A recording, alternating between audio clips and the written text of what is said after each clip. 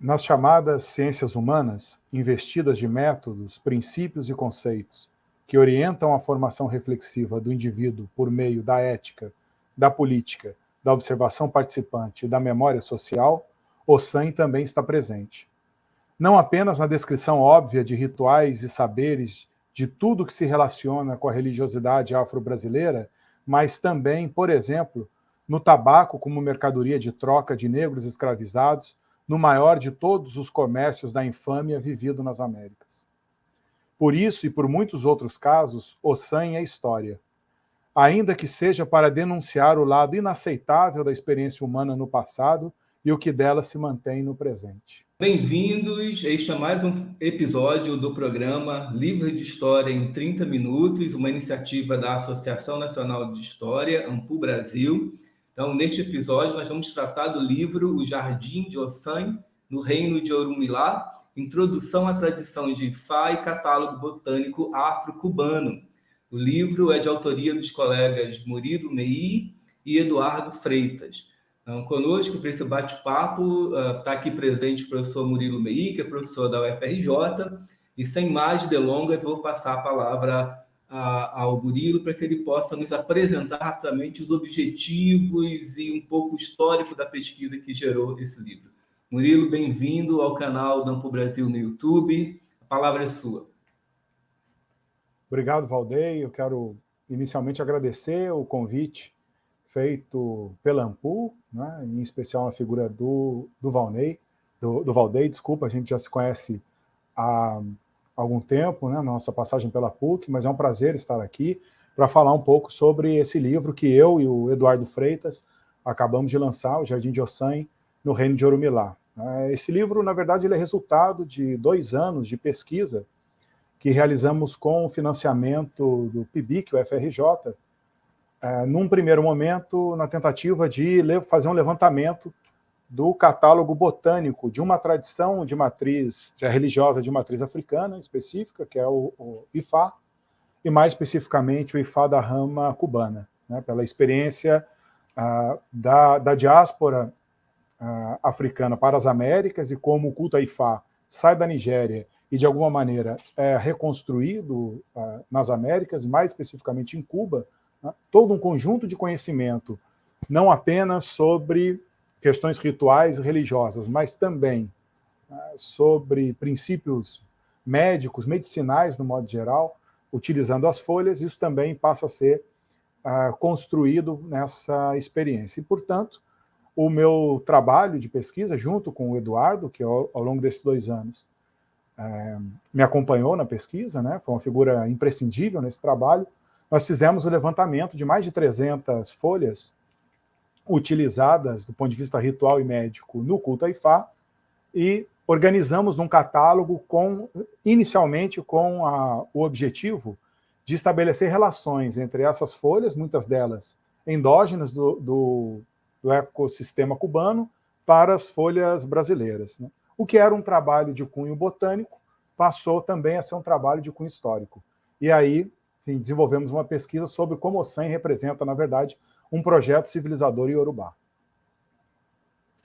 Murilo, fala um pouquinho para quem está nos assistindo, né? E vou reforçar para quem estiver aqui na sala que se inscreva no nosso canal, compartilhe, né? Nos ajude a fazer essa conversa chegar a mais pessoas. Deixe perguntas aí nos comentários, porque depois o professor Murilo pode responder essas perguntas. Mas eu queria que você falasse um pouco mais desses 2 orixás que organizam o livro, né? Que são 2 esteios civilizacionais. Por favor. Claro, a gente, né, por definição, esses 2 orixás representam, do ponto de vista não só religioso, mas também simbólico, um conjunto de saberes. O Ossan, que é o mais óbvio deles, sempre relacionado não apenas em Ifá, mas também no candomblé, na Umbanda e nas religiões de matriz africana, no modo geral, com o conhecimento sagrado das folhas. Essas folhas que são muitas vezes acionadas, não apenas do ponto de vista ritual, mas também de forma curativa e médica, né, ou medicinal, melhor dizendo. Em especial, nós sabemos que muitos dos terreiros e de onde esse saber se reproduz são regiões do nosso país onde o Estado não chegou com serviços básicos, e são os terreiros em grande medida, que executam essa atividade de cuidado da saúde da comunidade. O SAM representa, portanto, esse conhecimento, né? Um conhecimento que não se anula com conhecimento médico, com conhecimento científico, mas se complementa, né? O uso, já há o reconhecimento, claro, do uso de fitoterápicos, por exemplo, na medicina tradicional, mas também, de alguma maneira, reconhecendo o saber dessas mães, pais de santo, que nas suas comunidades também atuam acionando o que nós chamamos o poder curativo das folhas, né? Isso se realiza, né, e é um elemento fundamental do projeto da civilização iorubá como um modelo, né?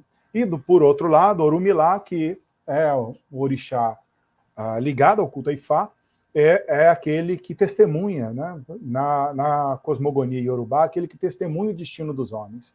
Então é ele que detém um conjunto de saberes que, combinado, por exemplo, às folhas e a outros saberes religiosos e humanos, naturais, do modo geral, é ele que aconselha e encaminha as pessoas ao desenvolvimento do seu melhor destino, né? Então, por isso, ambos funcionam como dois pilares de sustentação do que nós estamos chamando aqui de projeto civilizador iorubá.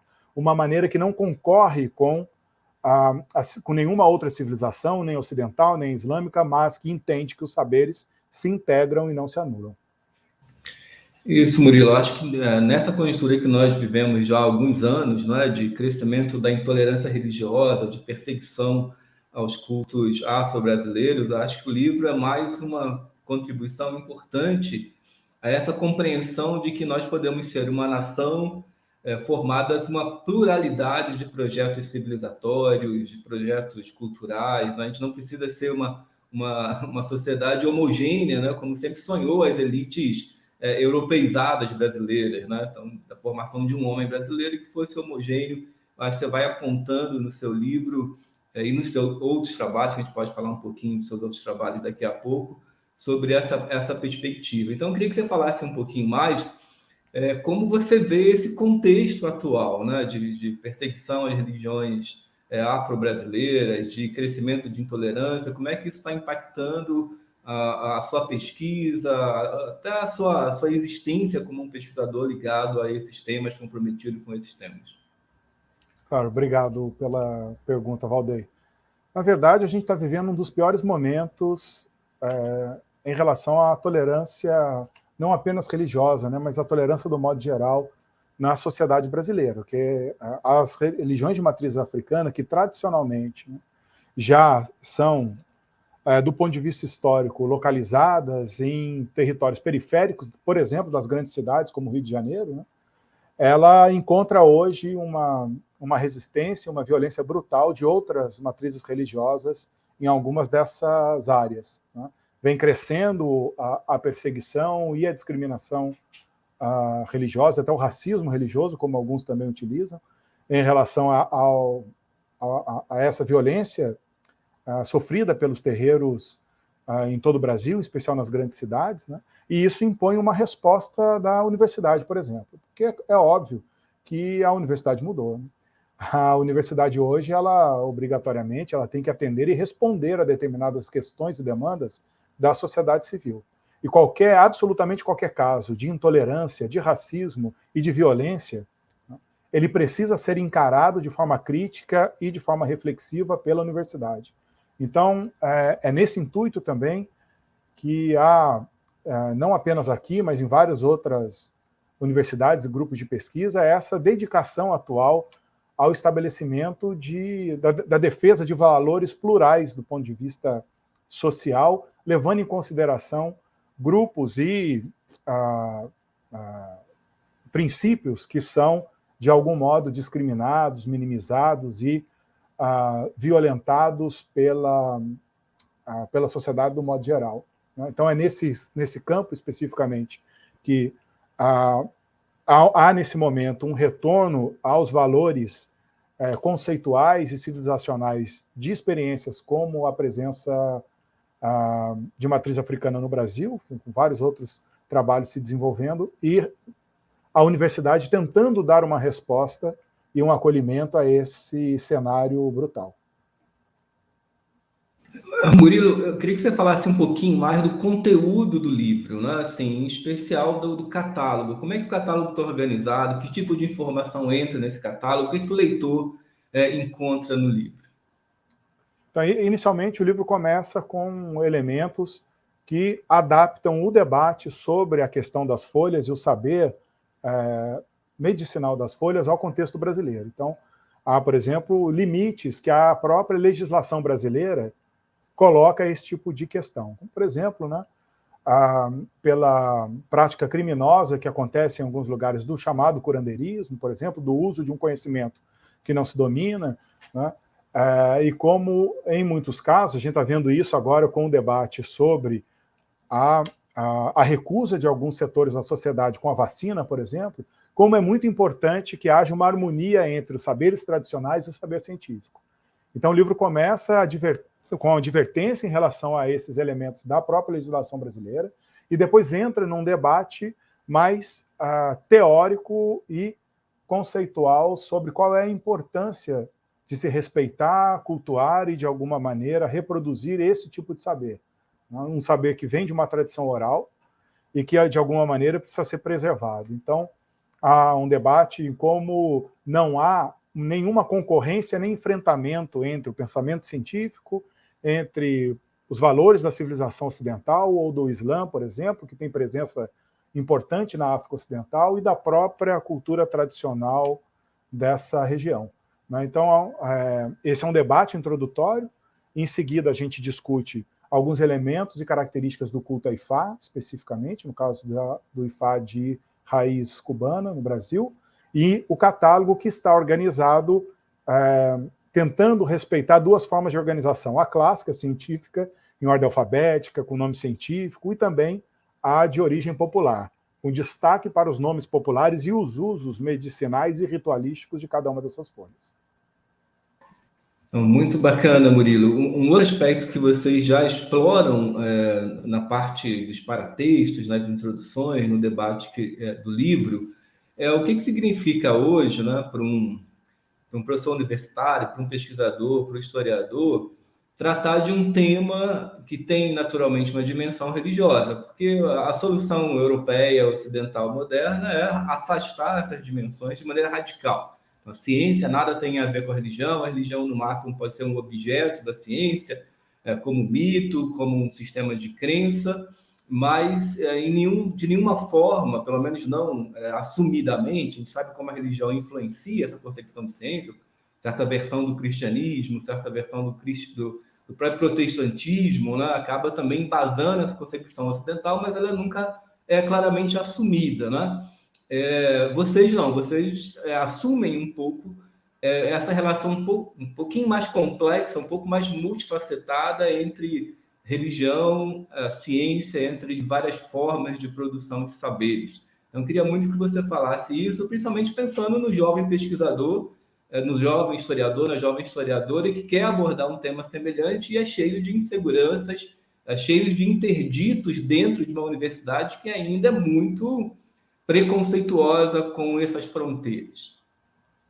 Acho que o princípio fundamental, Valdeir, é que, independente de ser, como é o caso do culto a Ifá ou do candomblé, né, religiões de matriz africana, ou né, aqueles que se debruçam sobre estudos que não estão necessariamente ligados a uma tradição intelectual no Brasil, estudos do Oriente Médio, de Ásia e de determinadas regiões da África, é imprescindível que nós estejamos abertos à utilização e ao reconhecimento de categorias que são produzidas pelo próprio grupo ao qual nós nos debruçamos.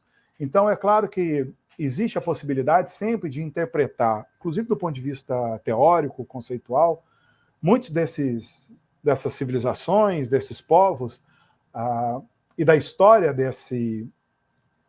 do legado dessas culturas, a partir dos nossos próprios valores, né, de categorias que nós utilizamos para entender a sociedade brasileira ou o Ocidente do modo geral. Então, acho que o primeiro movimento, principalmente aos estudantes que se interessam pelos estudos africanos, asiáticos, sejam eles religiosos ou não, é estar aberto a um entendimento de conceitos e categorias que são próprias daquela experiência. Isso é fundamental. Conceitos como tradição, modernidade, por exemplo, né, eles podem, em determinados contextos, serem traduzidos a partir de uma ótica polissêmica, ou seja, eles podem ser dotados de múltiplos significados. Estar aberto ao entendimento desses múltiplos significados é um primeiro passo importante, né? Os nossos valores, é óbvio que é impossível ao pesquisador ser completamente, né, despido dos seus próprios valores e de sua visão do mundo, mas estabelecer um diálogo com outras maneiras de se entender a realidade é um elemento fundamental. Então, isso faz com que, portanto, a religião não seja apenas, ou esse tipo de estudo, entenda que a religião é apenas um dos elementos ou uma das camadas que compõem essa maneira de se viver e de estar no mundo, né? E que nos obriga, portanto, não necessariamente a um relativismo, não necessariamente a uma visão, né, enfim, patriarcalista ou de alguma maneira excessivamente distante dessa experiência, mas atento, de forma respeitosa, de forma acolhedora e entendendo que é parte da maneira como a história se desenvolve, entendê-la de forma plural.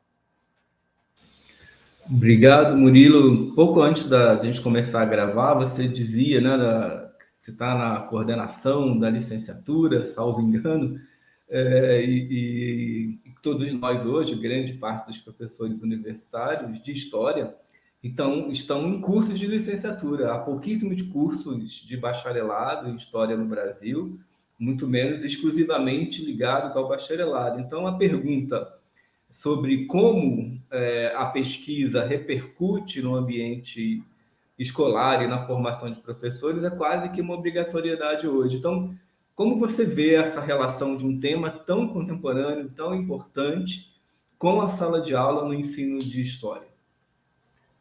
Bom, nós temos aspectos bastante positivos para construir esse caminho e, ao mesmo tempo, grandes desafios. Esse aspecto positivo ele começa a ganhar corpo quando, há mais de 10 anos atrás, é aprovada a lei de obrigatoriedade de ensino de história da África e de história indígena no Brasil, né? Algo que vem ainda mais enriquecer o currículo escolar brasileiro, mas que se mostrou ao longo desses anos todos, né, como um processo um pouco mais difícil do que a gente imaginava. Houve, claro, resistência, houve o impedimento para que ele se desenvolvesse plenamente, apesar de sua... é sensível, é notória a sua necessidade, mas aquilo que parecia ser, num primeiro momento, um caminho, uma porta se abrindo, né, ele se transformou num grande desafio. Porque no cotidiano, os nossos professores, quando vão tocar nessas questões, são muitas vezes interpelados por alunos e pais de alunos como se estivessem cometendo algum tipo de ato proselitista ou sei lá, né? Ou indo contra os valores da família desse aluno. Quando, na verdade, o que se faz é o desenvolvimento, a partir desse tipo de conhecimento, né, de uma abertura à tolerância e ao respeito, em especial, né, ao respeito à diferença, em sala de aula.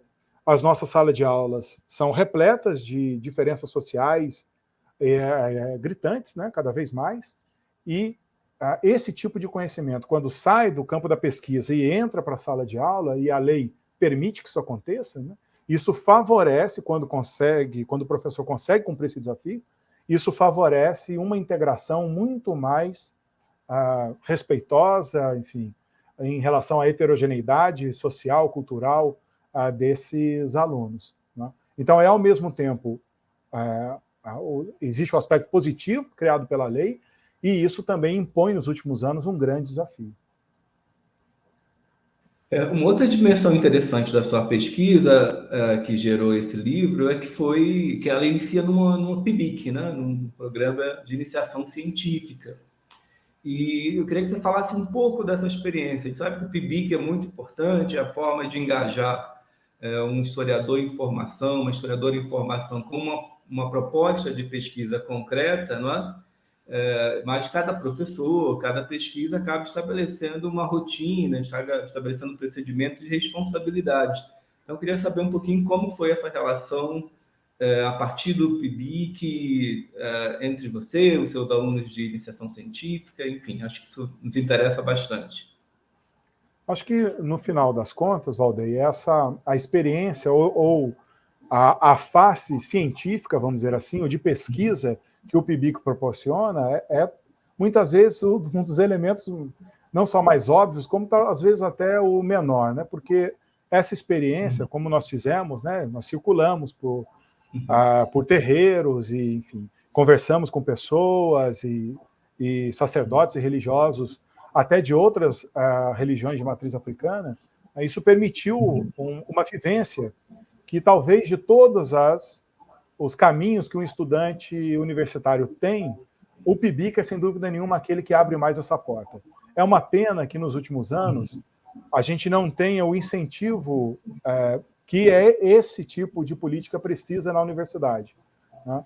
Mas seria muito importante que os nossos alunos tivessem cada vez mais o contato com essa experiência, que não é única e exclusivamente bibliográfica, científica, analítica, mas é também uma experiência de uma vivência plural, né? Enfim, seja o aluno que vai até o arquivo, em determinadas pesquisas, para fazer, né, ter seu primeiro contato, experiência com esse ofício, né? Mas aquele também que passa a ser um observador. O PIBIC tem essa vantagem, né? Ele forma dos nossos alunos a curiosidade acadêmica, mas também a curiosidade da observação, né? Da possibilidade de olhar para determinadas situações, cenários e ambientes, e a partir dali desenvolver a sua curiosidade acadêmica, né? Isso é fundamental. Isso é muito importante também, esse tipo de experiência, na construção desse novo ambiente universitário, né? Com a lei de cotas, com o Reúne, com a ampliação da Universidade Federal e Pública de um modo geral, nós temos uma universidade mais diversa. Então, nós precisamos também criar ambientes acadêmicos que correspondam a essa diversidade, né? Que possam, por exemplo, quebrar a noção muito eurocêntrica de neutralidade e substituí-la por outros conceitos, como acolhimento, por exemplo, né? Acho que muito daquilo que as pessoas buscam pela ideia de neutralidade, mas que acaba servindo como uma ideologia que oculta, né, certa identidade ali que está por trás da ideia de neutralidade, pode ser em grande medida substituído por essa noção de acolhimento das diferenças e de convívio dessas diferenças no mesmo espaço. Eu acho que a universidade, a escola pode ser e deve ser, né, o grande espaço para exercitar isso. Eu acho que você é um exemplo muito bacana desse esforço. Murilo, eu queria que você falasse ainda um pouquinho, assim, onde a gente pode adquirir o livro, vai haver uma edição eletrônica, não vai? Eu vi que ele está disponível em alguns sites, em algumas plataformas, não é? Mas qual é o futuro aí do livro em termos de circulação? Esse livro foi, na verdade, foi a nossa iniciativa de pesquisa, que foi, é claro, aí o projeto, a ideia foi comprada por uma editora especializada, né? A editora Arolega Cultural, a quem também faço um agradecimento na figura do seu diretor, o Diego, né? E que nos acolheu, né? Recebeu a nossa proposta, desenvolveu esse livro, que não foi fácil, é um livro de mais de 600 páginas, né? Então, imagino para um editor isso não seja muito gratificante em algum momento, mas, apesar de todo esse trabalho, né, a ideia é que esse livro chegue ao maior público possível. Ele, num primeiro momento, por conta das limitações mesmo do momento, né, a gente está num momento editorial complicado com a pandemia, mas, então, por conta dessa dificuldade de acesso, ele, por enquanto, ele se encontra em alguns sites, em algumas livrarias, né, mas a ideia é que, daqui para frente, possamos, de algum modo, fazer uma edição e-book também num valor mais acessível, e que a ideia é que isso não se transforme em mais um livro que fique na estante, mas que seja, assim, um material de consulta, não apenas para religiosos, sacerdotes ou pessoas ligadas às religiões de matriz africana, mas todos aqueles que, de algum modo, se interessam e têm curiosidade por esse tipo de saber medicinal, das folhas, religioso, ritualístico, e também dos pilares do que nós estamos chamando aqui de um projeto civilizador iorubá. Muito bacana, assim, um momento sempre que da nossa conversa é um convite aos autores e autoras a falar um pouquinho sobre a sua trajetória, de alguns professores que tenham deixado uma marca significativa, né? Sabe que, em geral, exista, e um pouquinho também daquilo de outras publicações. Então, eu vou colocar aqui na tela a capa de alguns livros aí publicados ou pelo Murilo individualmente ou em parceria, que é uma amostra um pouco da produção e da diversidade dessa produção do Murilo. Então, Murilo, é um pouco aí esse momento de ego-história, né? O que dá sentido a essa multiplicidade da sua atuação?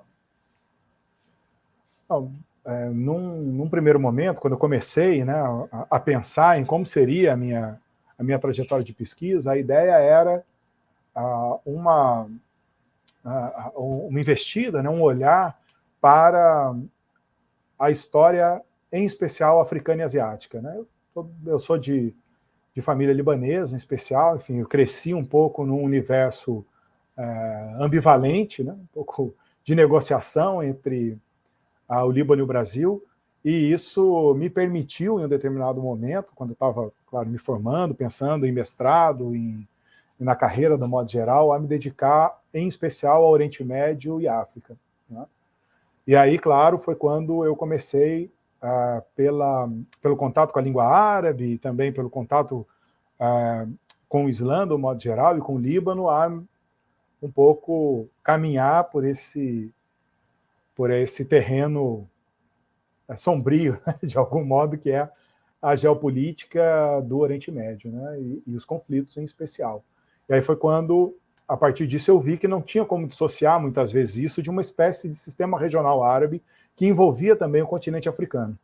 E é aí que eu também vou me dedicar um pouco a experiências históricas que a gente pode chamar de experiências de entrecruzamento, né, ou de indivíduos e de organizações políticas e sociais que se colocam sempre numa condição de um amálgama entre Europa, Ásia e África. Né? Foi aí que eu, por exemplo, me dediquei aos viajantes muçulmanos para a África em especial, que é o caso do leão africano, né, que foi objeto da minha tese de doutorado, e também da própria história da África contemporânea, até que, em seguida, em 16, eu fui convidado pela editora Contexto a escrever um livro sobre os libaneses, né? Esse povo tão, ao mesmo tempo, tão próximo, tão querido, e que a relação com o Líbano também é bastante ambivalente, né? Por todos os problemas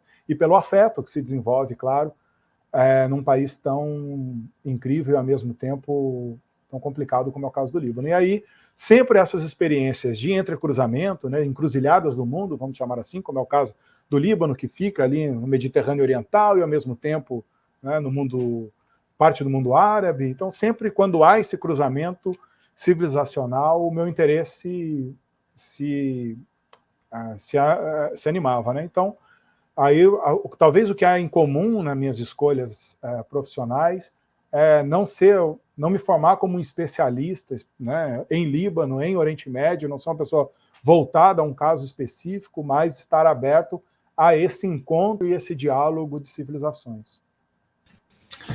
Murilo, muito obrigado, mas eu queria ainda que você repercutisse. A gente está gravando no dia em que os russos invadem a Ucrânia, não é? E a gente vê essa história muito conflituosa, né, global, do século XX e do século XXI. Uma parte da imprensa aí compra muito a agenda norte-americana, a agenda da OTAN, e entende essa invasão russa como uma espécie de quebra no sistema global, que é um absurdo. E está cheio de exemplos de nações sendo invadidas, os próprios americanos, né, no Iraque, no Afeganistão. E certamente isso passou muito pela sua pesquisa, pelos temas que você aborda. Então, como você, sem querer abusar e trazer um tema muito fora também da sua preocupação, mas como você vê hoje o drama aí desse conflito Rússia, Ucrânia, OTAN? Em linhas gerais, quer dizer, os conflitos contemporâneos, sobretudo, né, principalmente aqueles que se realizam no território africano e asiático, eles são analisados, muitas vezes, de maneira bastante fria e, enfim, quase que automática, né, como se fosse um grande jogo de tabuleiro. Então, as questões estratégicas que envolvem a Rússia, as questões estratégicas que envolvem a União Europeia, o preço do gás, como isso vai impactar o trigo, a economia brasileira, a inflação, e particularmente essa é a menor dimensão do problema. Todo conflito, isso talvez tenha que ser a base da nossa sensibilidade numa hora como essa, é qual é o impacto desse conflito à população civil.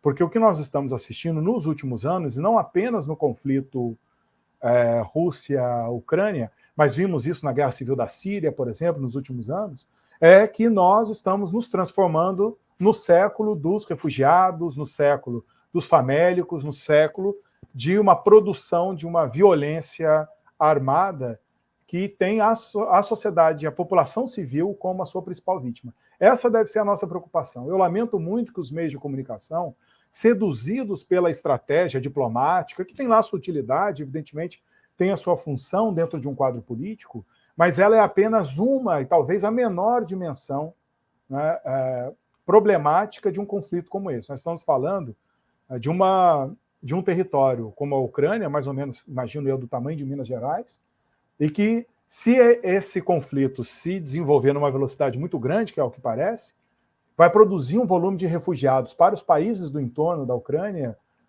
significativo. E nós tendemos, portanto, a uma preocupação muito maior de qual é o próximo grande jogada do Putin ou da União Europeia, e não damos a devida atenção ao fato de que milhões de pessoas terão que sair de suas casas, milhões de pessoas não terão a sua alimentação garantida, e isso moverá praticamente qualquer ambiente de estabilidade que aquela região possa atingir. Mais uma região do entroncamento africano-asiático envolvida num conflito em que o Ocidente, mais especificamente a União Europeia, analisa como se fosse um jogo de xadrez. É lamentável. Exatamente, Murilo. Eu acho que essa é a sabedoria que a gente busca, né, quando confrontamos e buscamos essas outras tradições que não o ocidental para pensar o humano. Enfim, muito obrigado por essa conversa. Ela é sempre muito curta, mas especialmente rica hoje, né? Agradeço demais. Convido a todo mundo que está assistindo esse programa que deixe perguntas, que coloquem sugestões de pauta, quem vocês gostariam de ver aqui no próximo episódio da História em 30 Minutos. E eu espero rever o Murilo aqui em outros episódios para falar de outros livros, outros textos, outras questões. Murilo, se me permite um rápido comentário, claro. só, Valdeir, desculpa. Quero aproveitar esse momento, a gente está falando da universidade, mas eu também queria aproveitar rapidamente e te agradecer por você não só ter feito o convite, mas por você ter assumido a presidência da AMPU nos últimos tempos, né? A AMPU é uma instituição importante na história da formação de pesquisadores e professores no Brasil, né? E é um momento mais do que oportuno da AMPU voltar a atuar de forma presente junto à sociedade civil brasileira, aos meios de comunicação. E fico muito feliz, Valdeir, que você tenha assumido a presidência da AMPU, né, se cercado de pessoas de grande competência também, para que a AMPU ocupe esse lugar que sempre foi dela, né, um lugar de marcar muito claramente a posição e a defesa do ensino, da pesquisa, da extensão, da universidade e também, de um modo geral, dos interesses da comunidade acadêmica. Muito obrigado, viu? Obrigado, Murilo, pelas palavras, e estamos juntos na luta. Eu sei que essa luta também é sua. Até a próxima. Obrigado.